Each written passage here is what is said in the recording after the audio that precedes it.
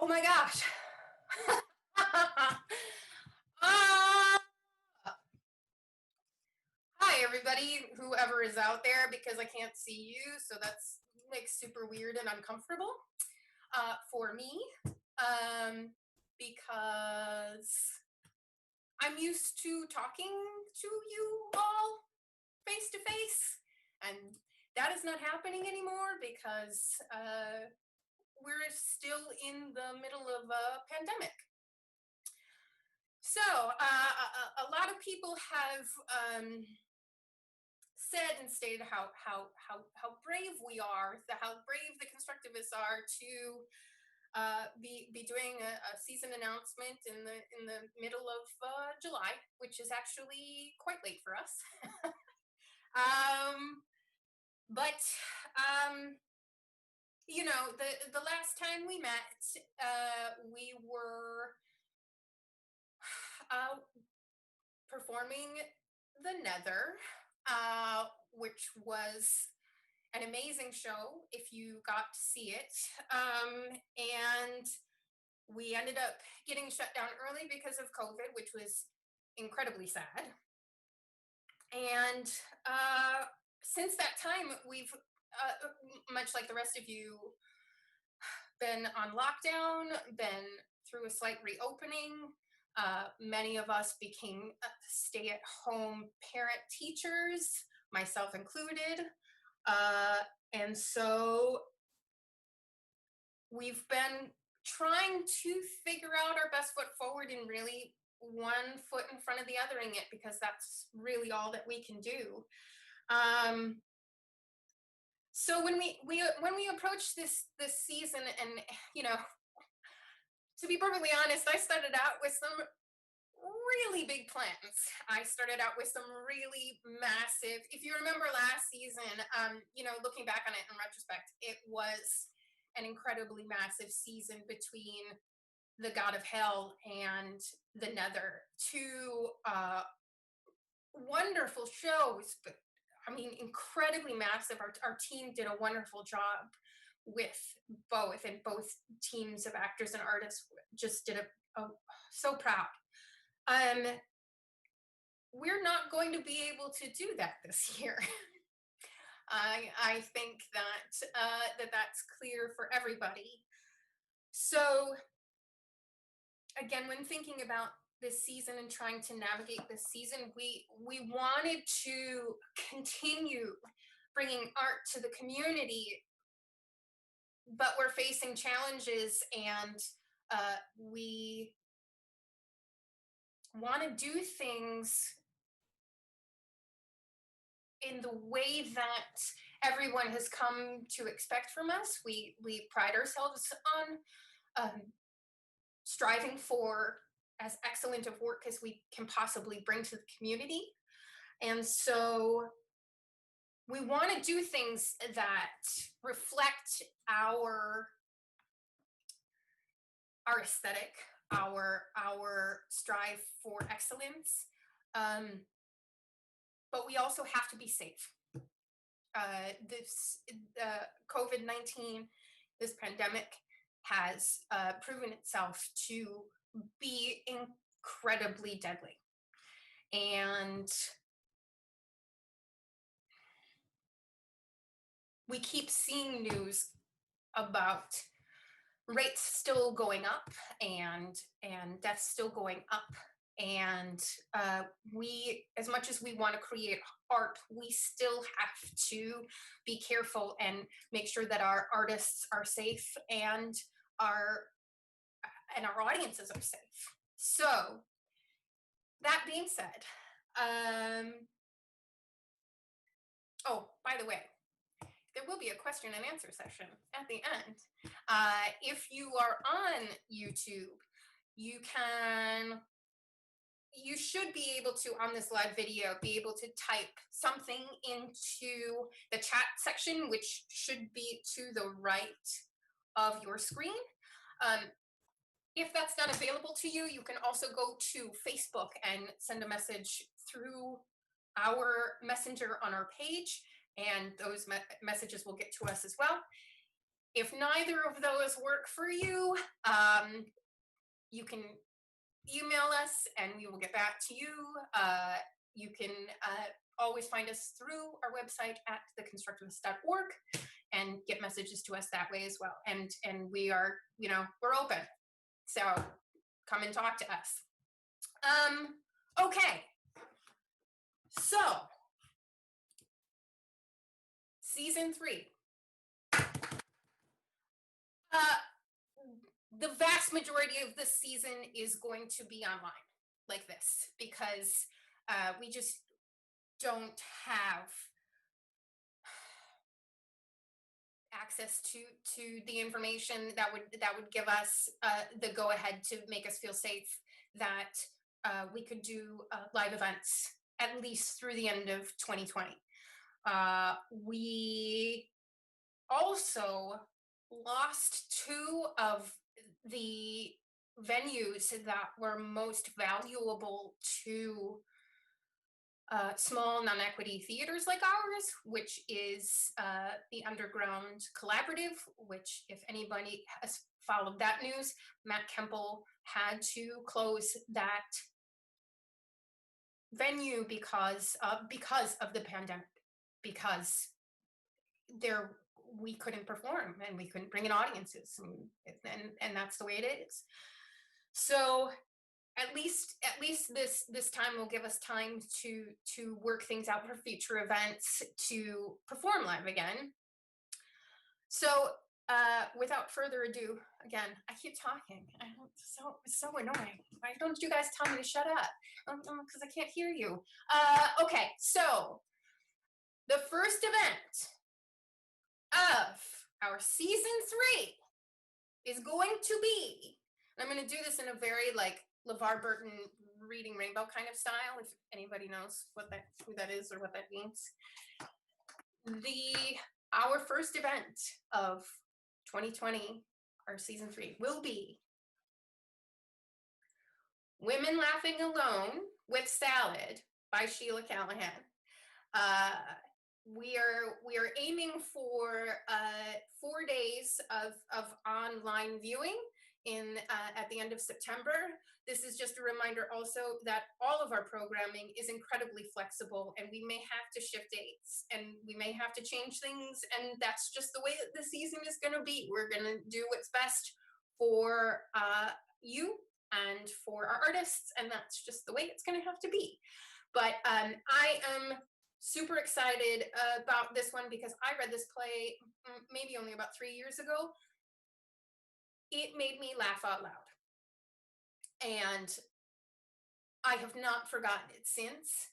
I want this event to be, we're calling it a virtual theater experience. I still don't like the word experience, but it's the best I got right now.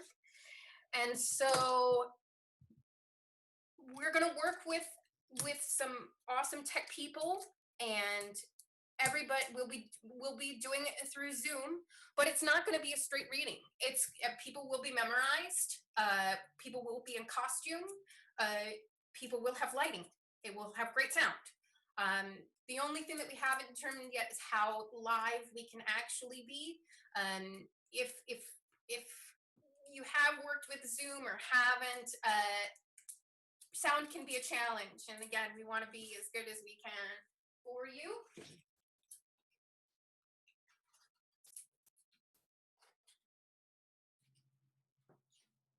That's totally going to fall. But so that's our first event, Women Laughing Alone with Salad by Sheila Callahan. I'm gonna read the description that the play service has. It says, "What's on the menu for Meredith, Tori, and Sandy, the 3 women in Guy's life? Healthy lifestyles, upward mobility, meaningful sex, or self-loathing and distorted priorities? Inspired by the strangely ubiquitous advertising trend of picturing attractive women blissfully eating salad." Award-winning playwright Sheila Callahan breaks all the rules of our image-obsessed culture in Women Laughing Alone with Salad. It's really dark, really hilarious, biting as hell, and I'm really looking forward to it. We are going to have auditions. We are going to do Zoom auditions. This is all new territory, but we're going to do the best we can, again, to make sure everybody is safe and we're still able to provide art. The next offerings that we are delving into, I'm not sure, we did one of our under construction series way back in May of 2018. We used our wonderful literary manager and very good friend of mine, Matthew Ivan Bennett's play Art and Class as our first go and as an experiment. Our under construction series is, and I'm going to share this with you. You can go to our website, again, www.theconstructivists.org, and you can see these things for yourself if you'd like to be able to read further on them. So our under construction play development series is where we accept plays from playwrights, and we want to be able to develop their plays further, however they need that.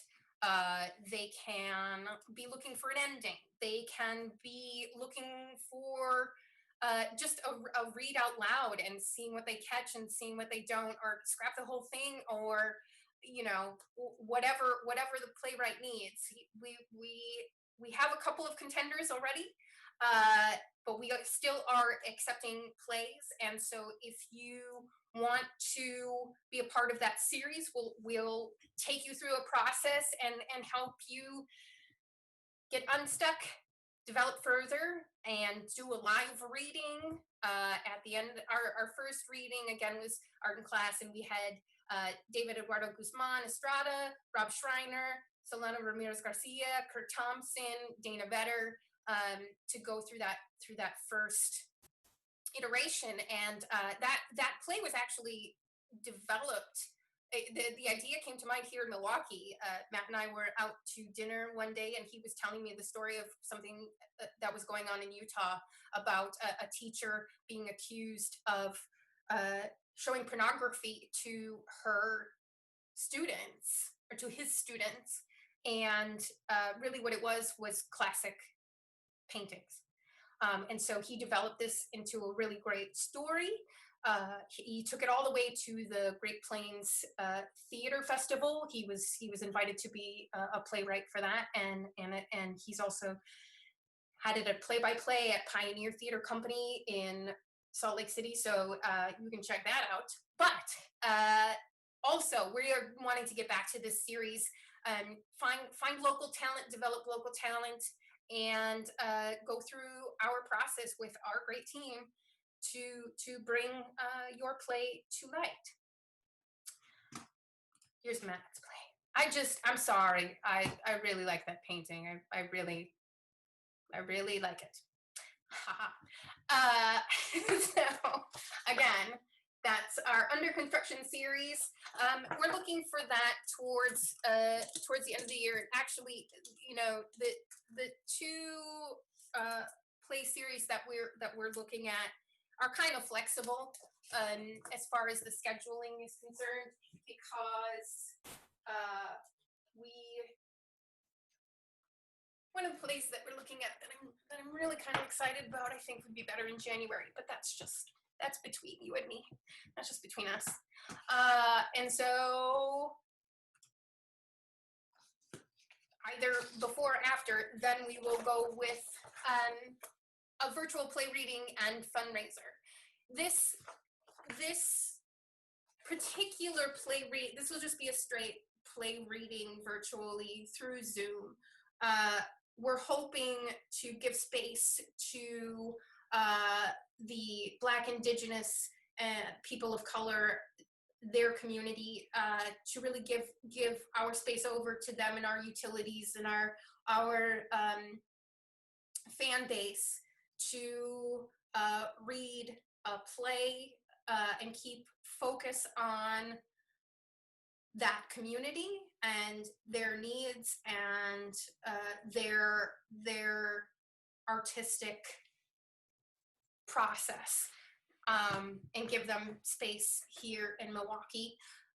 And so we are really excited to look for a team to completely turn over the Constructivists too. I'm looking to just be an advisor on this one and really be an artistic director and let other people take charge and other people direct.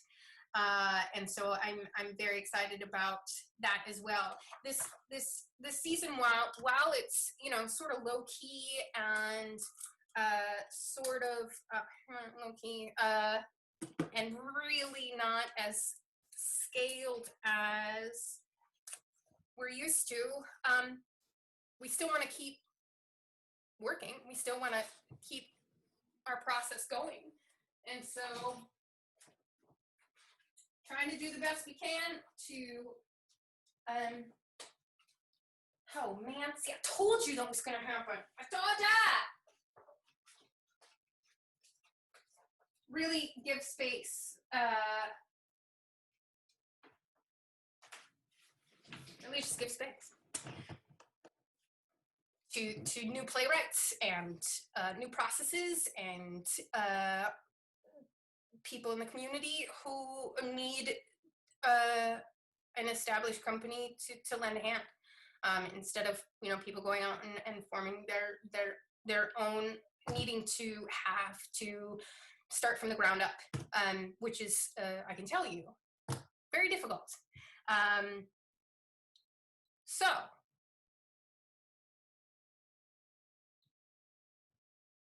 that's about through March of next year. That's what we're looking at. So for the end of this season, we hope that we can get back to live work and a live audience. We are hoping for April. Again, this is going to have to be flexible. We don't know how real this is going to be, but we are scheduling things and shooting for the stars, and hopefully we can get one live performance in, one live production in at the end of our season in April of 2020. So for that production, we are going to bring back an oldie but goodie because we feel it's important. So we are going to remount the Nether. We are going to bring it back for you all, for those who haven't seen it, for those who wanted to see it but couldn't. All of our actors are coming back. Again, we're going to run it for 2 weeks. It got cut short. It did not deserve to be cut short. That play deserves to be seen by more people, and we are really excited and thrilled to hopefully bring it back. And if we can't do it in April, maybe we'll do it in June. Maybe we'll do it in July. But this is the goal. This is going to be our closeout of season 3, to bring it back for you all because you deserve it and they deserve it. So that's what we got, friends. That's what I got. It's really quiet in here. Don't like it.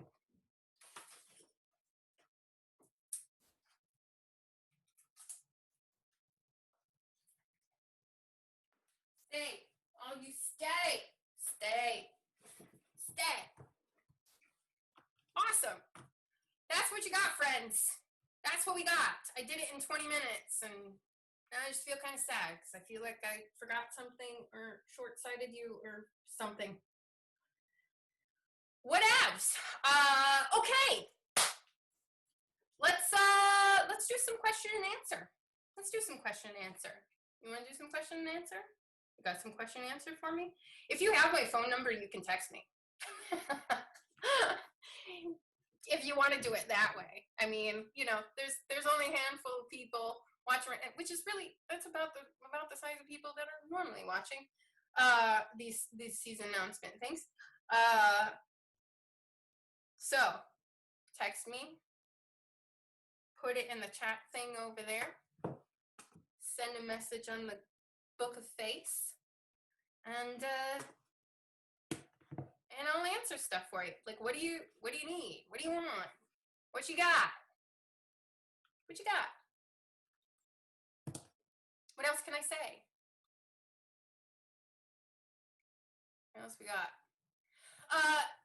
The one play that I'm leaning towards for the under construction series is really great, and it takes place here in Wisconsin, and I'm really partial to that kind of stuff. So we're almost there. But again, you can. I want you guys to feel like you can reach out and talk to us. We're still here. We're still here for you. We're still working hard to be entrenched in the community so that when everybody can get back to the new world, we'll be here. I will take a moment to say this event tonight was co-sponsored by the Milwaukee Theater Alliance. If you don't know the Theater Alliance, stay hostess, stay, Deb said. yeah, for real. If you don't know what the Theater Alliance is, I'm going to put this in the comments right now.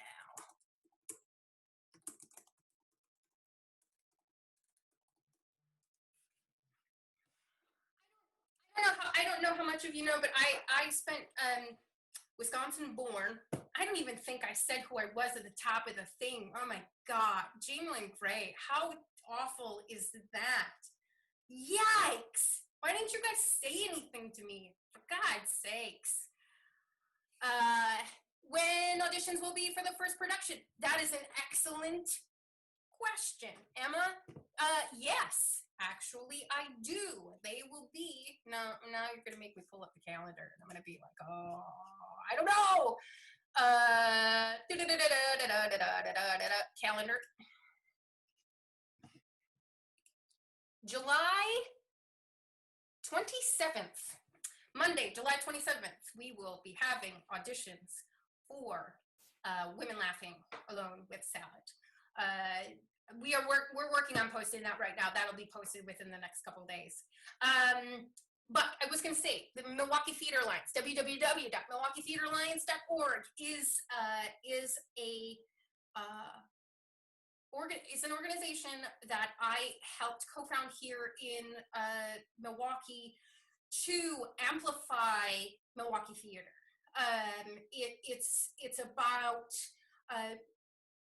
bringing resources together from all the theater companies, the top down,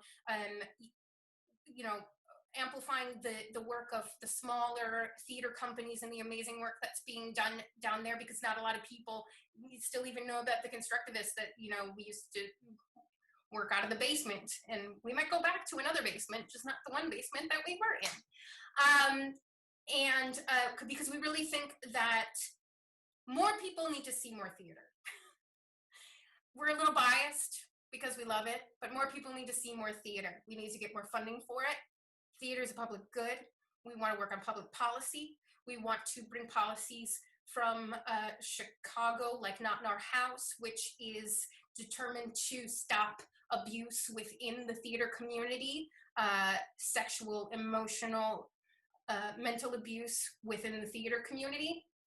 We want to bring more Black, Indigenous, and persons of color from the community into leadership, to be able to lead committees within the Theater Alliance, because there's a lot of work that needs to be done there as far as anti-racism policies are concerned. And we just, you know, many of us are still really, really just sadly uneducated about parts of the artistic community that we need to know about from the BIPOC community.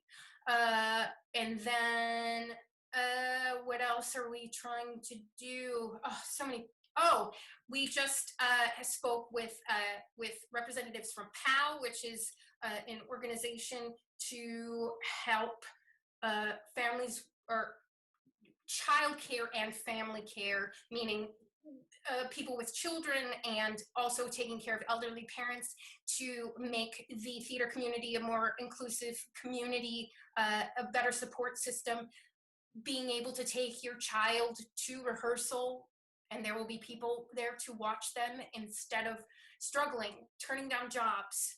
And really, we just want to make theater more of a part of people's lives. Theater is a public good. And our officials need to start realizing how important it is and how important it can be and how it changes people's lives and how it creates people to be more empathetic humans. And I personally think better people. I'm biased. It's made me a better person. So what else do we have here? Have you seen any plays online you've enjoyed and work with the online format now that has shaped how you'll conduct the season? I've had some experience with there's still a company that I work with down in Chicago, Bluebird Arts, which is Chicago's first ever Russian English cross-cultural theater company. I do not speak Russian, even though I have been involved with this company for 6 years. Just to let you know that. But it's provided a wealth of experience. One of our actors there, Sam Cass, really led the charge over the summer season to do online programming with Bluebird Arts, and I've had the opportunity to oversee and watch as that's grown. It has shown me the challenges. It's shown me the wonderful stories we can bring. It changes your idea of, instead of going, I can't do that. Originally, I thought women laughing, oh, we can't do that because there are a lot of props. It could be very expensive, and so we are going to scale it down and really use this utility to create a new world in a new environment. And I think we can make it happen. But really, the work that I've been watching with Bluebird Arts has really helped me to see possibilities, which is very cool. I can give you that if you want to check out their stuff over there.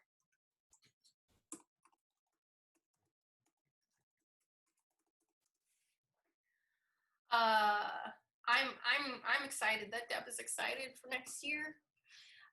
Anybody else have any other questions? I'm gonna check my phone in case I got any message. Ooh. Oh, it's Crystal. Hey, I get it. Thanks, Crystal.